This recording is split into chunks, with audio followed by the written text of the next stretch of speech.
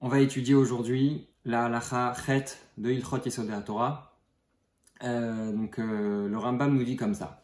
Nefesh kol basar yitzurato shenatano hakel va'da'at hayetera emitsuya benafsho shel adam yitzurat ha'adam hashalem bedato.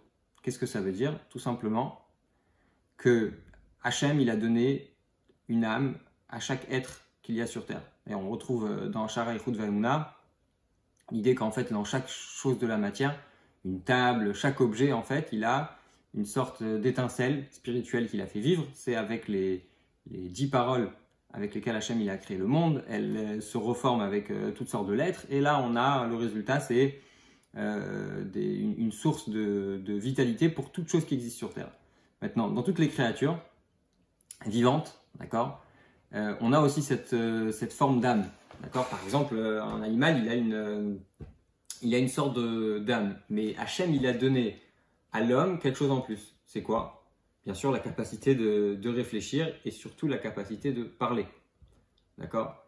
Et c'est sur cette idée-là, ça veut dire la capacité que l'homme il a de pouvoir réfléchir, de pouvoir parler, etc. Ça le met au-dessus des autres animaux, ça le met au-dessus des autres créatures. Et c'est pour ça qu'on dit qu'Hachem il a créé l'homme à son image. Donc ça c'est ce que le Rambam dit. D'ailleurs il dit dans la même halakha, il ne faut pas confondre, des fois on dit l'âme et on parle d'une âme spirituelle, d'accord, de quelque chose de quelque chose qui n'est pas physique, d'accord. Par exemple quand on parle de la neshama, souvent quand on pense tout de suite à quelque chose de spirituel.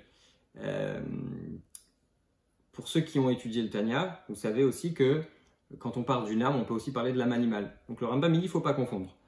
Alors ce qui est intéressant sur cette halakha, on sait que c'est des chapitres qui ne sont pas évidents, mais le Rabbi il donne un enseignement qui est très concret. Il dit que quand Hachem il a créé l'homme, on sait tous qu'Hachem il a créé l'homme seul. C'est-à-dire au départ il n'y avait qu'un seul homme. Adam Arishon il était seul sur terre. Qu'est-ce qu'il lui a dit le bon Dieu? Il lui a dit, va remplir la terre et il faut conquérir la terre, etc. Les animaux, les poissons, les volatiles, etc.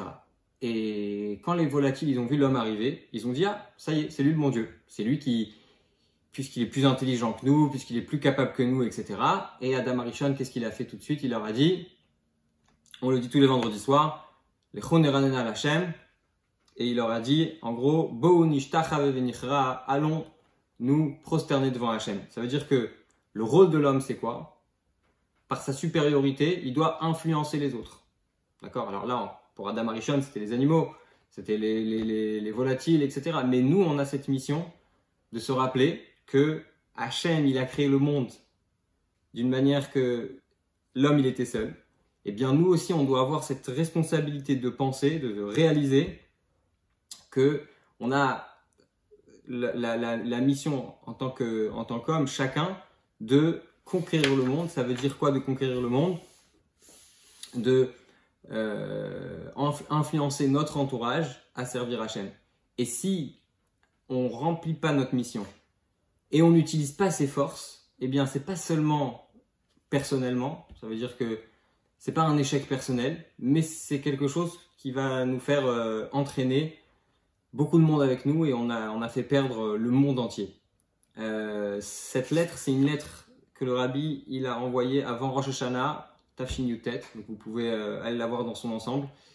D'ailleurs, c'est peut-être le moment pour porter l'attention sur le fait que très souvent dans les lettres du Rabbi avant Rosh Hashanah, elles ont l'air très très simples, mais en fait, il y a énormément de choses qui sont cachées, beaucoup de mécorotes.